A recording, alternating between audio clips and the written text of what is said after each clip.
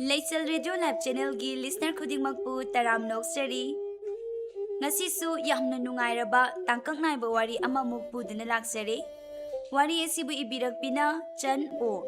Aduga wari asigi mamingna Maralla Eralla. Adudi mayam punna Maralla Eralla hariba wari sigi ahanba tangkak amuk taminarasi. Thoibi leitro. Haima. Tharo, nang laibro. Hoi ine, thoibi leitro. Maning de iruzani de tawhobani. Noibu karai de sasi hainage. Ine, asigi kaithal machada singjubora charu se hainabani. Hoi. Thengna mamna de halakanu ko. Haujik imung se mai hauri. Mapung ani duna thengnaradi phubini. Hoi ine. Sangu magi kada sangaga ngairuru. Ine sune inkoldagi kari no khite hek lukhige. Tharo imung changduna thoibigi kada phamduna thoibibu loiba ngaiduna lei ngai haki matungdani nang la aga la ena ko hairak pa yadro noi mana iruzaba changkhi haibaduda loiba ngairage na sum leiraba hoi adu ngaktang phamuko ai thuna loisilaki asumna mata anidu loishinduna yumdagi thokminarakle tharo nadi thoibida singju chasi hairaga puthorakpani Tasing namakidi tharodu nupa unaba tholakpani. Thoibigi imung siyam na wai, mapana kuina sangna naduna, phamdaya taduna leirambana imungi phibam siyaw na sokhibani. Mabungani na imung puri migi sendoi suhulli.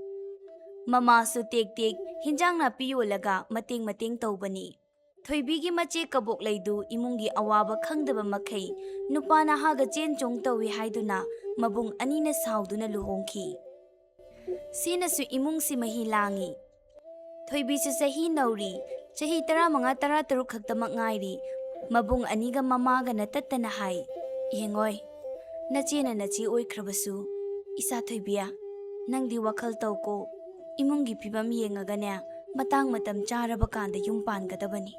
Nupi oina poklasu, isagi sentok lambi oiba yaba, mahi ama hairaba matamda yumpan gadabani. Maraksida lang phang tawganuko.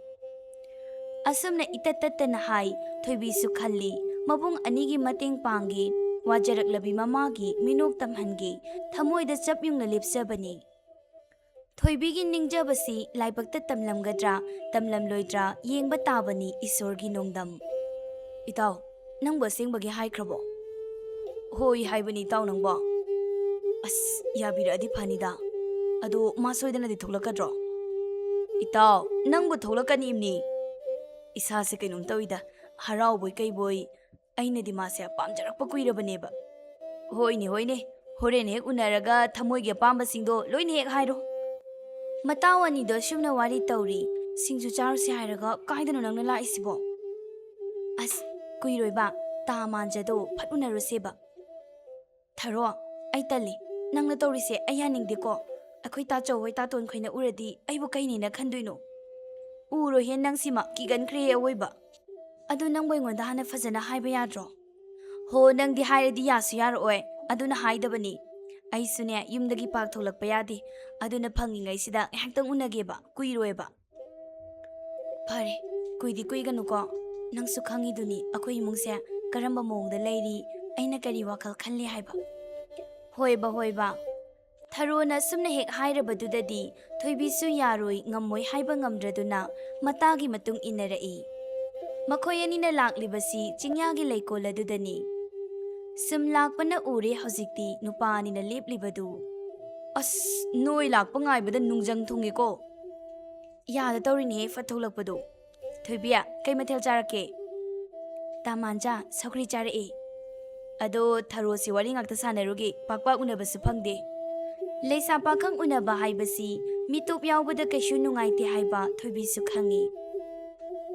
Hoi tamanja, kuidi kuirakanuko, aisu yumda thengna hanjinbado nungaiteba. Hoida, kuiroi. Tu, akhoi pakhang siga khulokpi sanaramo. Tharo su manjagi matung inaki, matung onthoktu na hairami. Kuiro yeita, tapuril gawaring hek sanaramo. Hoi. Tharoga manjaga chatkrabatung, puril da wari haurai. Thoibia, ibani su aswaida phamusira. Tapurel, side sum laisida, Makoisu kuiro oidabanina. Hoi, ado sum lepadu nungaitin tawbani. Purel na dum na haira baduda, Thoibi sumanung kan bi oirudri. Mapam chaba ukha ma yengduna phammi. Nangbu Thoibi da hayu haiba wado haikrabo. Haideda, magi matausida haibaga ngamzadi. Ngasi thongminera isi phawbane namdana thonglaini. Nupa unabani ka haidokpa nate ai. Nangna khatlisiga natasina gyan tarisiga. Taningde. Somdana Purel na wari haurai. Thoibi, aina tharoda wa ma haikibani. Kari wa? Aigi maramda kemta hairaktro mana. Hairakti. Adudi aina dum hairage. Hoi, kay wano ta Purel? Ay nangbu. Iche Thoibi. Kay tawre pikpia. Iche Thoibi, nangdo ta sawga ta tuon nga na puni haidana. Singay bak pairaga la haure. Kay gino pikpi, kay gini haige. Ta chawgi mamana ba ta khilemba na ne. Nangdo chingya nupa unawi na ta sawda tammi haye. Adugi sawba na may haure. Ta sawdo say pairaga la haure bane. Ha, adudi kamay tawni. Ngayhak to karino haiba Thoibi do wakal tadi. Mahang mabungani duga thengna draga loire haina khalli. Thengna rabadi mawung tararoi, asita khanbada masadu thak ni i. Ahingi matamni, phamung machi eduda masa tasinduna, mamay upsinduna susu tawduna kapli. Nakanda Purel su phammi. Thoibi, nangi na tawsi kay haiduno khangdri. Kapkano, nasado warani banangbo. Ayaw si kay tawduno ta Purel. Ay sininge. Adum na haigano. Laibag tatamlambani khando si kay dawge. Imana ibu karine na kalamgani. Tachawga taton ga nasu. Aibu yamna warawramlani eh. Purel sumanga chapmanay karino tawrisi magyan tati. Mahag Thoibigi matawsu yengba ngamzade. Thoibibu mahag na nungsirabasu. Ngasi jen chong tawge haina mahag khaludabani. Mabung anigi kutta tadana bahayduna jenbada asumna oikibani. Purelgi imung su thoina nungaiba imung dinate saba thakpa wate haiba khaktani. Purel mahag su sahi kuntamak suri, sahi nauri mahag nauzik yung panba haibasi, magi mama mapagi mayukta laybagumbani masana khangdaba sunate. Mathangi numitani, Purelgi ahalsing na haidokpa chatpada, Thoibigi mabung anina sauna hairakpa wahaydu tabada, Purelgi mapadu yumda mapi kan-kandun halai. Machong upak naidaba lamja sara kumit kudangdagi horakpa lukrabi macha. Makoy mapa kari hainaraglagi to sauna lagpiridubo. Hai mama, aingonda wa hairakano. Loirabani makoy ga ngai sen oiba. Manggonjaw aigi punsisina hinglingay ne oithoktabani. Adubu kari haibiraglagi ba tok yamna sawbiridubo. Machanupi poklabadi luhongpham thoktro. Adudi nati nakoy na thokpa tawkro hairaklibani ne. Kairoi lekai mamangda manggoljaw aigi ijat hatpa natro. Is makoy gi michotpi machal machasina aikoina pamjare he amuktaiba. Phai khangnidana tombire aigi itik yenghangeba aikoi gi ijat kasu yonba saradana. Purel gi imungsi purat kokta amani. Mama mapa anisi maraldi leitana pangsawda chawba kanguduni. Tombire gi mapamdu khara saphai. Mapamgi mahi machum khajik chabaduna makoi sining thawni khallibani lekai da wajaw ngangba manggoljaw haina maming chatlibani. Tombirei su adumangai mapuroi bagi tung injabini. Tapthana themdaba haibasi masada sumyaw yawdraba nupi makhal amani. Makoi mapa, aigi wadi saringai da yaihawbana phai atabi mangangna se. Kauthoro anganganido ai wa hange. Tombirei imungda onsinduna kaurai. Purel! Purel! Tabro! Nupi da puraga hosing mamangolda thoglao. Imungda leiramba makoy ani su taraduna tapli thoglai. Laula, sida lepula wa hange. Kay wano ima. Seng na kumu. Hosing na pa si sawba na manapay bayadrabani. Hosing na koy ani yumpan minagi haibra. Natraga na nupi se mayimda tinduogi haibro. Mamagi wado tabada Purel Thoibi da yenglai. Thoibi su Purel da fat yengi langtak na bamit yengda. Koy ni man haibili dubo. Mabungani duna na chabu halalage haibro. Pare. Nang na hairi sina takpadi yumpalage sinine. Hoi. Aishu imungi ngama mating pangagi. Ima, baba, aikoi bulu hongbiyo. Nachana mauna langkiba leirabasu ngakbiyo. Aikoi na tawgi khalaga tawkiba nati laibakta tamlambani. ꯐꯩ ꯌꯨꯝ ꯄꯥꯜꯂꯒ ꯅꯨꯡꯉꯥꯏꯅꯤ ꯁꯤꯅꯤꯅꯦ ꯌꯦꯡꯉꯨꯀꯣ ꯌꯦꯡꯉꯨ ꯇꯣꯝꯕꯤꯔꯩ ꯑꯩꯅ ꯇꯧꯔꯛꯄꯗꯣ ꯑꯃꯨꯛ ꯌꯦꯡꯉꯣꯕ ꯅꯣꯏ ꯑꯁꯨꯝꯅ ꯃꯃꯥ ꯃꯄꯥꯒꯤ ꯃꯤꯆꯩ ꯃꯔꯛꯇ ꯂꯥꯏꯒꯤ ꯇꯤꯟꯒꯤ ꯇꯧꯐꯝ ꯊꯣꯛꯄ ꯈꯔ ꯇꯧꯔꯒ ꯂꯨꯍꯣꯡꯈ꯭ꯔꯦ ꯂꯨꯍꯣꯡꯂꯕ ꯃꯇꯨꯡ ꯊꯣꯏꯕꯤꯁꯨ ꯋꯥꯈꯜ ꯅꯨꯡꯉꯥꯏꯇꯕꯁꯤꯡꯗꯨ ꯇꯞꯅ ꯇꯞꯅ ꯀꯥꯎꯊꯣꯔꯛꯂꯤ ꯃꯍꯥꯛ ꯃꯐꯝ ꯑꯗꯨꯗ ꯂꯩꯕꯗ ꯆꯥꯁꯤꯟ ꯆꯨꯁꯤꯟꯅꯅꯕ ꯍꯣꯠꯅꯖꯩ ꯄꯨꯔꯦꯜꯁꯨ ꯃꯥꯒꯤ ꯅꯨꯡꯁꯤꯕꯤꯅ ꯃꯅꯥꯛꯇ ꯂꯩꯔꯕꯗ ꯋꯥꯈꯜ ꯏꯅꯨꯡꯗ ꯅꯨꯡꯉꯥꯏ ꯍꯥꯏ ꯃꯃꯥ ꯆꯥꯛ ꯂꯣꯏꯍꯧꯔꯕ꯭ꯔꯣ ꯂꯣꯏꯍꯧꯔꯕꯅꯤ ꯀꯔꯤ ꯃꯊꯦꯜꯅꯣ ꯑꯁ ꯈꯪꯖꯗꯦꯗ ꯑꯔꯩꯕ ꯀꯔꯤꯅꯣꯅ ꯊꯣꯡꯉꯣ ꯍꯥꯏꯈꯤꯕꯅꯤ ꯁꯥꯎꯅꯤꯡꯕꯒꯤ ꯆꯤꯟꯅ ꯄꯪꯍꯥꯏ ꯍꯥꯏꯔꯕꯁꯨ ꯊꯕꯛ ꯇꯧꯕꯗꯤ ꯃꯆꯨ ꯇꯥꯏꯅꯦ ꯏꯃꯧꯁꯦ ꯆꯥꯛ ꯏꯟꯖꯥꯡꯁꯨ ꯅꯪꯉꯣꯟꯗꯒꯤ ꯃꯥꯅ ꯊꯣꯡꯕꯅꯕꯨ ꯍꯥꯎꯕ ꯍꯦꯜꯂꯤꯅꯦ ꯑꯩꯒꯤ ꯚꯥꯞꯅꯔ ꯀꯩꯅꯣ ꯍꯥꯏꯕꯗꯤ ꯈꯪꯗꯦ ꯇꯥꯖꯅꯤꯡꯗꯦꯗ ꯃꯄꯥ ꯑꯗꯨꯕꯨ ꯋꯥꯅꯦꯅ ꯑꯩꯗꯤꯅꯦ ꯊꯃꯣꯏꯗ ꯌꯦꯛꯈꯤꯗꯅ ꯇꯧꯔꯤꯔ ꯈꯪꯗꯦ ꯁꯨꯡꯅꯨꯡ ꯍꯦꯛ ꯅꯨꯡꯁꯤꯌꯨ ꯌꯥꯗꯦ ꯊꯕꯛ ꯐꯅ ꯐꯔꯁꯨꯅꯦ ꯌꯦꯡꯅꯤꯡꯗꯕꯅ ꯑꯩꯗꯤ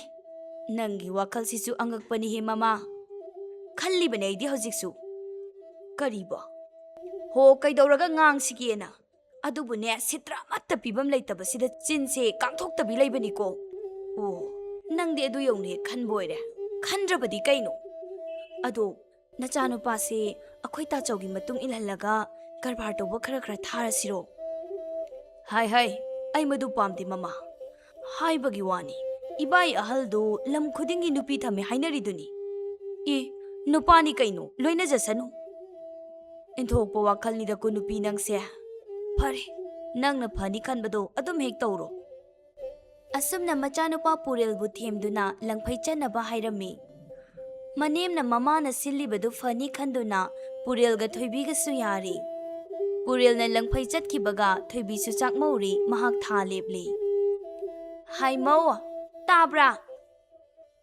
ꯀꯩ ꯍꯥꯏꯒꯦ ꯏꯃꯥ ꯁꯦ ꯇꯨ ꯀꯣꯜꯂꯤꯛꯁꯦ ꯂꯧꯁꯜꯂꯨ ꯀꯩꯒꯤꯅꯣ ꯁꯤꯕꯨ ꯏꯃꯥ ꯅꯪ ꯇꯣꯉꯥꯟ ꯆꯥꯅꯕꯅꯤꯅꯦ ꯀꯩꯒꯤꯅꯣ ꯏꯃꯥ ꯑꯩ ꯏꯊꯟꯇ ꯃꯈꯣꯏ ꯇꯥ ꯂꯩꯕꯁꯨ ꯅꯠꯇꯦ ꯍꯣ ꯉꯝꯗ꯭ꯔꯦ ꯏꯕꯦꯝꯃꯒꯤ ꯁꯦꯕꯥ ꯇꯧꯕ ꯉꯝꯖꯗ꯭ꯔꯦ ꯏꯕꯦꯝꯃꯗꯤ ꯆꯥꯛꯈꯨꯝ ꯆꯪꯕ ꯌꯥꯏꯒ ꯌꯥꯗꯦꯒ ꯑꯣꯅꯤꯡꯉꯤꯒ ꯑꯣꯅꯤꯡꯗꯦꯒ ꯇꯧꯗꯅ ꯂꯩꯈ꯭ꯔꯕꯅꯤꯅ ꯉꯝꯗ꯭ꯔꯦ ꯍꯟꯅꯨꯕꯤ ꯑꯩꯅ ꯅꯍꯥꯒꯤ ꯁꯦꯕꯥ ꯇꯧꯒꯗ꯭ꯔꯣ ꯍꯧꯖꯤꯛꯄꯣ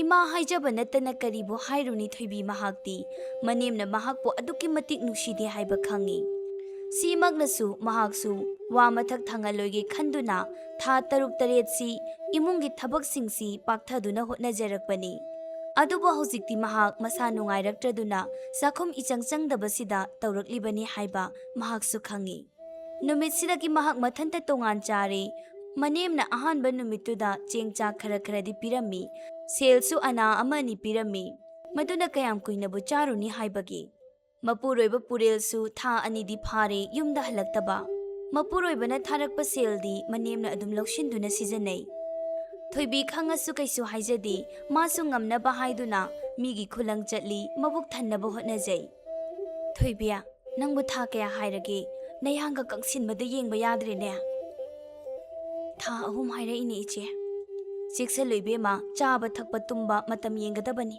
ꯄꯨꯔꯦꯜꯗꯤ ꯌꯨꯝꯗ ꯀꯔꯝ ꯀꯥꯟꯗ ꯍꯜꯂꯛꯀꯅꯤ ꯍꯥꯏꯒꯦ ꯏꯆꯦ ꯑꯩꯗꯤ ꯈꯪꯗꯤꯌꯦ ꯑꯩꯒ ꯄꯥꯎꯁꯨ ꯐꯥꯎꯅꯗꯦ ꯃꯍꯥꯛꯇꯣ ꯀꯔꯤ ꯂꯝꯗ ꯂꯩꯔꯤꯕꯅꯣ ꯍꯥꯏꯕꯁꯨ ꯈꯪꯗꯦ ꯌꯦꯡꯉꯣꯏ ꯊꯣꯏꯕꯤ ꯏꯆꯦꯒꯤꯁꯤ ꯋꯥꯀꯥꯏ ꯉꯥꯡꯕ ꯅꯠꯇꯦ ꯅꯣꯏ ꯄꯨꯔꯦꯜꯅ ꯃꯇꯨꯡ ꯏꯟꯅꯔꯤꯕ ꯅꯣꯏꯒꯤ ꯃꯥꯝꯃ ꯑꯍꯜꯗꯣ ꯊꯥꯏꯅꯗꯒꯤ ꯀꯔꯕꯥꯔ ꯇꯧꯐꯝꯗ ꯅꯨꯄꯤ ꯂꯧꯗꯨꯅ ꯊꯝꯕꯒꯤ ꯃꯃꯤꯡ ꯆꯠꯂꯤꯕꯅꯤ ꯆꯦꯛꯁꯤꯜꯂꯨ ꯅꯪꯅ ꯍꯧꯖꯤꯛ ꯂꯩꯔꯤꯕ ꯃꯑꯣꯡꯗꯨꯗꯗꯤꯅꯦ ꯄꯨꯔꯦꯜꯅ ꯅꯨꯄꯤ ꯅꯍꯥ ꯂꯣꯏꯅꯔꯁꯨ ꯅꯪꯒꯤꯗꯃꯛ ꯂꯦꯞꯄꯤꯗꯧꯕ ꯃꯤ ꯂꯩꯔꯣꯏ ꯅꯁꯥꯒꯤ ꯅꯄꯣꯠꯇꯤꯅꯦ ꯆꯦꯛꯁꯤꯟꯅ ꯄꯥꯏꯁꯜꯂꯨ ꯏꯕꯦꯝꯃ ꯏꯆꯦ ꯑꯩ ꯀꯩ ꯍꯥꯏꯒꯗꯕꯅꯣ ꯈꯪꯗꯦ ꯎꯄꯥꯏ ꯑꯃꯠꯇ ꯂꯩꯇꯦ ꯃꯈꯣꯏ ꯇꯥꯅ ꯆꯤꯊꯤ ꯊꯥꯔꯛꯄꯁꯨ ꯑꯩꯕꯨ ꯇꯥꯍꯟꯗꯦ ꯑꯗꯣ ꯅꯪꯉꯣꯟꯗ ꯅꯅꯦꯝꯅ ꯐꯧ ꯆꯦꯡ ꯑꯃꯠꯇ ꯈꯥꯏꯗꯕ꯭ꯔꯣ ꯃꯤ ꯈꯥꯏꯗꯦꯗ ꯏꯆꯦ ꯌꯦꯡꯉꯨꯅꯦ ꯁꯤꯕꯨ ꯍꯧꯅꯔꯤꯕ꯭ꯔꯥꯕ ꯃꯥ ꯄꯥꯄꯨꯅꯤꯀꯣ ꯃꯁꯥꯁꯨ ꯋꯥꯏ ꯁꯪꯗ꯭ꯔꯕꯤ ꯃꯧꯁꯤꯗꯕꯨ ꯃꯥꯅ ꯑꯣꯠꯂꯤꯁꯤꯕꯣ ꯊꯣꯏꯕꯤꯒꯤ ꯋꯥꯖꯕꯗꯨ ꯂꯩꯀꯥꯏꯅꯗꯤ ꯂꯣꯏꯅ ꯈꯪꯉꯤ ꯑꯗꯨꯕꯨ ꯑꯣꯟꯁꯤꯟꯅꯕ ꯇꯟꯗꯨꯅ ꯅꯣꯡꯃꯇ ꯋꯥ ꯍꯥꯏꯔꯨꯗꯦ ꯊꯥ ꯑꯃꯒꯤ ꯃꯇꯨꯡꯗꯅꯤ ꯄꯨꯔꯦꯜꯗꯨ ꯌꯨꯝꯗ ꯍꯜꯂꯛꯂꯤ ꯃꯍꯥꯛꯅ ꯍꯜꯂꯛꯄꯗ ꯊꯣꯏꯕꯤꯗꯨ ꯊꯥ 5 ꯃꯄꯨꯡ ꯐꯥꯔꯤ ꯃꯄꯨꯔꯣꯏꯕ ꯍꯜꯂꯛꯄꯗ ꯊꯣꯏꯕꯤ ꯑꯗꯨꯛꯀꯤ ꯃꯇꯤꯛ ꯍꯔꯥꯎꯖꯩ ꯑꯗꯨꯕꯨ ꯄꯨꯔꯦꯜ ꯃꯥꯒꯤ ꯁꯥꯖꯠꯇꯤ ꯄꯨꯡꯍꯣꯡ ꯍꯣꯡꯂꯤ ꯀꯩꯅꯣ ꯅꯪ ꯅꯊꯟꯗ ꯇꯣꯉꯥꯟꯒ ꯆꯥꯔꯤꯁꯤꯅ ꯑꯩꯅ ꯆꯥꯒꯦꯅ ꯆꯥꯕ ꯅꯠꯇꯤꯌꯦ ꯃꯈꯣꯏꯇ ꯈꯪꯉꯦ ꯌꯥꯔꯦ ꯄꯨꯔꯦꯜꯗꯨ ꯃꯃꯥꯈꯣꯏꯗ ꯆꯥꯛ ꯑꯗꯨꯝ ꯆꯥꯏ ꯊꯣꯏꯕꯤꯗꯤ ꯃꯊꯟꯇ ꯑꯗꯨꯝ ꯆꯥꯔꯤ ꯃꯄꯨꯔꯣꯏꯕ ꯂꯥꯛꯂꯒ ꯃꯍꯥꯛꯀꯤ ꯑꯋꯥꯕ ꯈꯪꯕꯤꯅꯤ ꯈꯜꯂꯨꯕ ꯑꯔꯦꯝꯕ ꯇꯥꯔꯤ Mama ibema tombiraisu kari karino mamaugi maramda tamba yaba tamsilli. Mamagi wadu chumilali khangdana Puril su adum laurammi. Yengwa ibungo, nangna sel thokpa haibado oiri. Aduna nanaugi luhongbagi sel se nangna putho. Hoide ima, aina tawdradi kaino inaugibu. Adumna hairaga ne nangi nupida selga sinakrabadi imadi yaroi ko. Mana selga piraktabrani imada. Purelgi waduda mamado iya tawduna khummi. Kaino ni ibungo. Nangna tharakpa seludi nakhoi luhongbada mingondagi puruba selsingdo singba loibada ngairi kaino. Adu singdo maungna nangoda kaimta hairaktabrane. Oh, adugi oire mana tongan charamise. Mama mahaksu angakpani machagi kairagadaba yumbalsi tasin khumjingi haidi khande matang charingai masagi asoiba khumjinduna hairai. Tutu yengoi bungo aina panghai haijinba nate haibase nangsu khangiduni. Ayuk yahaubaga migi senthongna imung ase laifamga khangdabaduda imana ne mauda hairubani. Bema mau ibungona tharakpa seldo migi toli kholiba mayamse hana singdokisin si khaktani imana haiba adubu tok tongan chakrisini.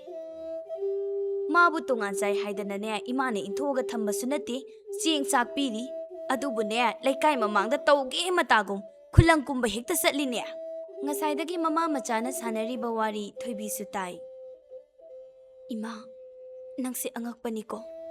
Aina kayamog yamna imada lankrabagi. Asumna na chana maubo sitna kainanaba imana sitlisibo. Mabukta shumna khalli mapi ira cheli mahangna karibudi haijaba ngamuni haibagi. Hapta amagi matung Purildo amuk thabang mafamda chatki. Mamagi hu chelaba wahaisingna lamjing oiduna magi nupida chatlagi phawba hairamdre. Thoibia Nangdi sida khulang yauduna leirabro Puril na thabak chani hairaga. Kaino ne che kusum kaibuno hairisibo. Haima nangbu khangdrabro Puril do langphaida muk chalani na thukla huida makha thangbagi phanjawbamgi sangari ga waihawin he. Aingonda di haide nei che. Iche na thingnarami dubu kathaidano. Leirak machindani. Adudi ayamta thokige. Thoibidu tawramliba thabak tu huntu amduna chincha chatki. Nupi singdo haina hawi. Kari nune Puril sibo. Ma langphai chatkani ka se kemta haidra zalo magi nupi sida. Kanana khangpo no moigi yumban se. Ine tombiregi sarai mawongduga. Hai chumira lalira khangdi. Pao mabuta haini noibo. Kai pao no kusum. Ho Puril do lamgi nupi da ngawi haiba ma hainai ko. Chumamni langphai da leiba moigi lamchatpu kanana khangba. Thoibigi matau sidi yengbada nungaiti haiwani noibo. Aduni masasu waisangdi nungaina chaningbada chadana thambidau matamsida tawrisi yengune sahi su phana nauri angangsi ado mapamgi minasu hanna yengaktrabro sibo adumai hainagum tawi kashu yengbiraktra maleda aikhoina di nungaite na kari mateng pangba ngamnia wahaina pukningna thogatpibadu mangaire thabak suba nupi makhoi masela sumna ngangnei thoibina surok yorakpada Purilgi sangari do khara lamna chatpa ure Mahagna mapuroi babu amukta ujarabadi haina tanajai adubu Purilna urira udrira khangdi leptana sangari tongduna hanna phawba yengdana chatkre soktabana masadu lahatlaba masadu sangari gi khongul liba ngamkhidre sorong mapalduda mapi sadum taduna lepaga yengduna leihawi thoibidu aidi nangna thama khai malaktabase yam nungaite ta Puril hoini aisu nang unimandana thuna la isini Ado, thama leirakani hairaga hobi laisibu kaidawragi. Yumda leiningraba. Kaigya, atuk pamjana purakibi mahakto yengingba phawdraba. Chingongle, ai wakhalse pothapam khangdi. Aina egi nupi nungsibasidi hu papki masakni. Ta Purilda leiriba thamoigi apen-penda pomba phajinduna nupa oibagi thaudang lawbiyu. Nangna nangi nupi nungsibada kanana nangbu thingba ngamdoino. Aisu nupini. Ichegi awabado ai khangi aduk to na leiramgadaba punsidugi khallubada oktabi sadong yolaga sel tanbi oirabasu thamoida jaina phangi chingongle mioi khudingmak nungaini hiningdaba kanabo leibagi aisu aina pokpa numita oktabi oiro haiduna iraibaksida thaduna lakhiba nati adubu ngasidi khwai miyamna tukacharabi mingthuladumak ai oire aina nangbu mafamsidagi lawthokpigani kaisu thoknadaba nangna aigi khanbibagi mahut nangi nachanaw puribi mahaki wabiramlabadi mina sulaina suyagani do nang laibu wakhal yamna khalali ayam lankraba male Puril da thabang mafamda yorakpaga Chingonglegi manakta lakpani Chingonglei haibisi leiriba sahara adugi khwaidagi mamal wangbi sadong yonbini aduki matik masak phajai magi su magi ningamdraba punsi wari leijai lairabagi chaina lakta oiningda sinphamsida khongda khibani mahang minungsi yamna lei awanagi mating yamna pangningi Puril na magi nakta ahanba lakpa numita magi punsi wari linaduna awan nungai paudamminabani makhoi animal amana amagi mating pangningubana Puril na sukhalli Singonglegi punsibo amuktang maning tamhange magi achauba senpham ama piraga mafamsidagi lawthoki Chingonglei na sukhalli Puril gi lamangnaraba punsi lambi amuktang mamai chumbigi Asamna sumatabna haukhibana thoibidu makum matha surabana angang unari Mane maku kanasu sangakti maga thabak suminaba mache mandon singna mateng tawbiduna asuyangam leitana angang nupa ama uba phangjare Mama nangbong ta changaga kaino hangusoda As makhoi mapa taningdeda oiba ngakta phambadane phampham ga khangde Hai mina khoisi karina haina khidori banuni nangbo O ngamni na hairaktraba natro adudi ngamnaba hingjarasani Lekai mina hotnabana phare khandana leirabasida aikoina mu hotnagadro lekai na marai hotna jasani manung yam kalle kari su hairaktaba ngami angang thutlaubi mana Mama nangi wakhal sisu mangol jaw aingondagi hene sathirami he hanga su miyoibagi wangangang bidaba hangaktragana hangakte haiba ho kumhai adum yengaga leibiyo aina tawba thabaktane adu ada khak haibirakanu tawnuda nupia Mapuroibana fana kanna hairasu tombirai sikhang khangduna mamogi manakta changde Thoibia iche se wamta haigebu haibiyo iche yengoi aisu suraga chabani do nongma sudabada puk thalloi doribani iche nangi sebati yamna tawningi adubu iche upai leite nang ayuk nungthil se ngamna ba dum leiramu iche thabak hek halakpaga hekta selaki iche laktrasu yaranida Aisu isakali ngamani Hairakliba wadu thoibisu babtai khumlakliba paukhumdusu kusumsu wakhal tai adubu animak leitaba ngaktani upai leite aduki matik wana hotnajai maining kumibani haina tawribadu yenghaiba nate Thoibina numit nimpuni surakpa matamni nongma nungthilgi matamni Hai noibu kana leigene he Kana Mamhala, makoy tasidi kay dore. Phak ama tharaw ni bema. Imong da thuna chensinduna phak ama puthokduna thai. Sisi bungo, phak sida phamthana bato. Puril gi matawdu da thoibi chensinduna mateng tawi. Kamdori no mamhal. Ai gi angang singa miramdagi pusilapa u singdu yenglingai. U ning khairakpada sopoira male. Hidak lang thaka tawbiraklabro. Mana masingi oiba karino kharade taibani nangna muksidane phajana khang ai tanaraga yengbiroko tanjaduna mangol jawga tombiraiga su chensilai bungo imagi bungo isa su e haisibu chumlabro sensilaktuna masa tap paiduna yengi mama do yamna pakhachei matawduda thoibidu mapi ira cheli tumina mabukta khalli mabuk thoki macha kaubanina khasik sokpada thawai wajarini Aina matam sang na maining kunbadi nongmata pauba ibema nang kamdawri haiba waisi pauba haibikide masu si pauba nongmata changlaga yengkhide da ko ima nangse Hai tadrane nangbo kari haibano ima ai ta sahudre taro ye nangdi taro eba isa se soklabani na ne nawana gi khalibrane nangbo As mama nang sidiba ibai hansu yauri Macha sina hairine icha na ngasi oiraba phibamse mana oihanbane nasakto yeningde amaiba kawru chone Tanjaduda angang kaplai imungdagi saina marakta purel wakhalai imungda kablakliba angangsi magi machani haiba khanglakle thoibi ichadu mapanda puthoro Hai ibungo ngaiko nasa asokpasi han yengkhisini nangba Mamana fat kanthatre. Mabai haldudi taunariba mawongduda leithaba hainaraktraduna setlage haiduna sel khara piraga satkri. Thoibina koi chen duna angang apikpadumaga mapuroibagi amaiba kauduna hotnajai. Mama mapa anigi thamoisisu angakpani mapal thongda adum nushiba sabagi wani. Purelgine haina karisu taude mabungna piramba seldu phauba macha layingbada pide. Thoibia ichado igi nakta thamlamu nang thabak tauba nungairaroi. Yanida makhoita nangse yam wazareko iraibakini kaishu khanbiruno aigidamakta. Mapuroibadasu waraudaba nate adubu mahaki tawpham thokpadi adum tawi. Mama nangbu nahan ibaina piramba seldu makhoida pikhoda.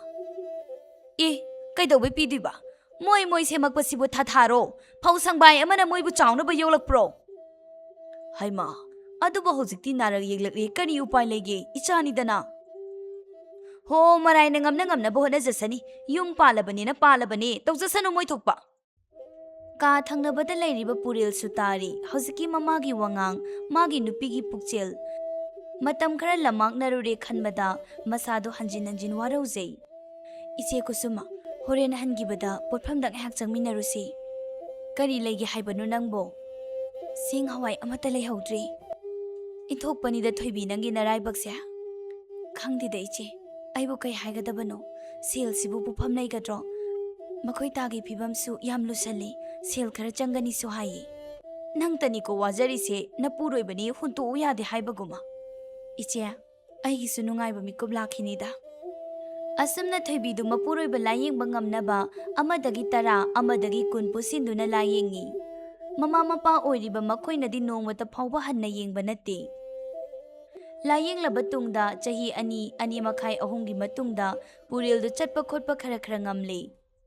Hojikti macha adusu chahi ahum suraklabanina khara wakal tarakle.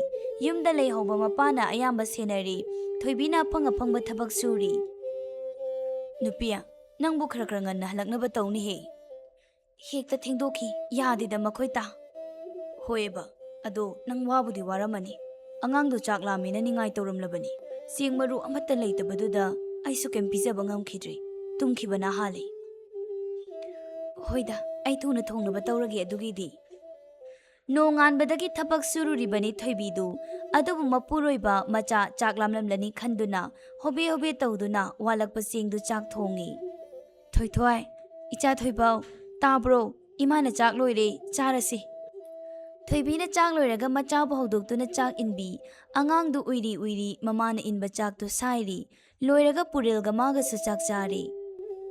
Thoibia hojikti isa su khara nungairi. Aduna kaino tawba yaba thabak tawdradi chara hinba masing khanglaroi. Chumita purel aina suriba thabak sidi nungdam naiba nate nongma phangni nongma phangoi.